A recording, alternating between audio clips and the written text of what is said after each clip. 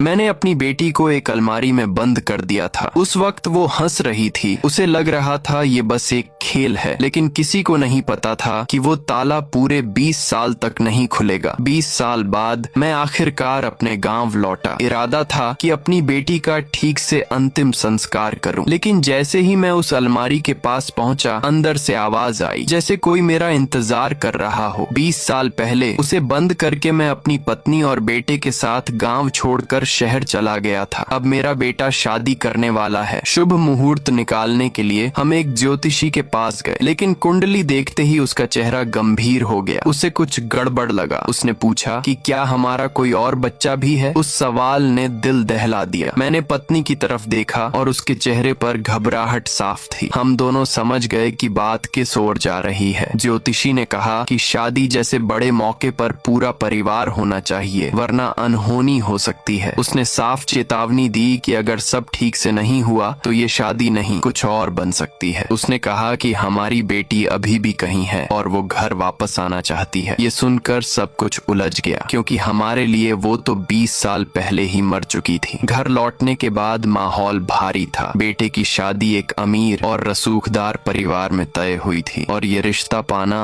आसान नहीं था। हर चीज परफेक्ट होनी जरूरी थी। ऐसे में अतीत की ये परछाई फिर सामने आ गई। तब यादें फिर से ताजा हो गईं। उस समय बेटी 12 साल की थी। हमने शहर जाकर काम करने का फैसला किया था। 2 बच्चों के साथ जाना मुश्किल लग रहा था। तभी पत्नी ने सुझाव दिया कि बेटी को यहीं छोड़ देते हैं। कोई उसकी देखभाल नहीं करेगा, बस उसे घर में बंद कर देंगे और फिर मान लेंगे कि वो कभी थी ही नहीं। ये फैसला सुनकर मैं अंदर से हिल गया था, लेकिन उस वक्त मैंने कुछ नहीं कहा। अगले दिन हमने सामान पैक किया। बच्चे खुश थे, शहर जाने की तैयारी कर रहे थे। फिर हमने खेल का बहाना बनाया, छुपन छुपाई। उसे कहा गया कि वो छिप जाए। पत्नी उसे एक पुराने स्टोर रूम में ले गई, जहाँ नीचे एक तहखाना था। उस तहखाने में एक पुरानी लोहे की अलमारी थी, मोटी, भारी और बाहर से बंद होने वाली। पत्नी उसे वहाँ ले गई और जब वापस आई तो अकेली थी। उसी दिन हमने पुलिस में उसकी गुमशुदगी की रिपोर्ट दर्ज कराई। उस वक्त इंसान तस्करी आम थी, किसी को शक नहीं हुआ। समय बीतता गया और हमने उस घटना को कभी दोबारा नहीं छेड़ा। लेकिन अब बेटे की शादी के लिए मुझे फिर उसी जगह लौटना पड़ा। मेरे मन में बस एक ही बात थी, शायद उसकी आत्मा को शांति नहीं मिली क्योंकि उसका अंतिम संस्कार नहीं हुआ। अगर उसे परिवार की जमीन में दफना दिया जाए तो शायद सब ठीक हो जाए। इसी सोच के साथ मैं उस पुराने घर पहुंचा और अलमारी के सामने खड़ा हो गया।